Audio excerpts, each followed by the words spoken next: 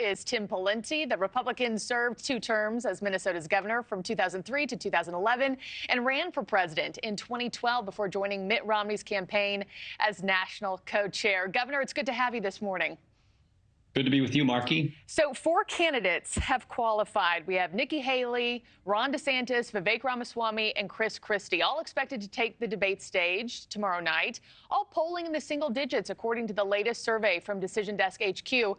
The biggest hurdle they have is obviously the one who's not going to be on that stage tomorrow.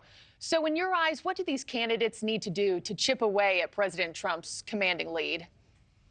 Well, I think from a human standpoint, just be yourself. Don't be awkward. Be comfortable. Be likable. Be strong. Be a fighter. That's what a lot of Republicans want to see. But on a political level, it's a Trump party. So the big challenge for each of these candidates is to be Trumpy enough to get some or most of the Trump support in the event that he implodes, which is they're all kind of playing for second in the case that he implodes because he looks like he's going to be the nominee.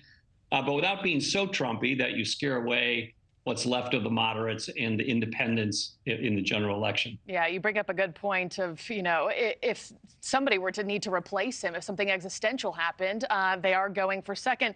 They're, of course, long shots, but regardless, how consequential is tomorrow night for them? And also, who do you believe is best suited to take on Trump in the primaries? Well, I think 2 things. First of all, if you assume Trump is the likely or highly probable nominee, then being able to stick around the longest as the default option is the best place to be. And the people who have the money to stick around will be most likely to be able to be in that second position. So the debate is important for a lot of reasons, but one reason it's important is to have the donors, both large and small, continue to fund you so you can stick around as the default candidate. Most of the candidates will wither away between now and, say, the 3rd or 4th primary or caucus for that reason. And in terms of who's best suited to challenge Trump at this point, it appears, for a variety of reasons, that's Nikki Haley. And I think she's going to have the resources to stick around to the end. And she's got enough appeal across the party spectrum, I think, to pull it off. I think her big challenge is going to be trying to find a way to be acceptable to Trump people if Trump drops out. Yeah, we'll see. She's come out swinging the past few times, so we'll see what she has in store tomorrow night.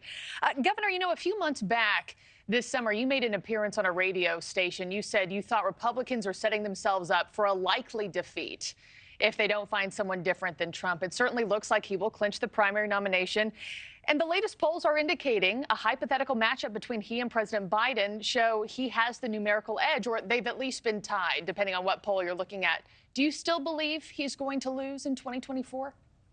I have to modify that, Markie, in light of the data you and others have presented. And that is, my argument and a lot of argument from other people is one of the reasons you don't want Trump to be the nominee is he's going to lose the general election. And the recent polling, especially in the swing states, shows that may well not be true. He's at worst tied with Biden, and he's ahead in some other polls. So, that position that Trump's going to lose, I would say, is no longer fully accurate. Okay. And by the way, that's largely, or at least in part, a reflection of how feeble or weak President Biden is politically. Yeah, you said it wouldn't take much to defeat him either.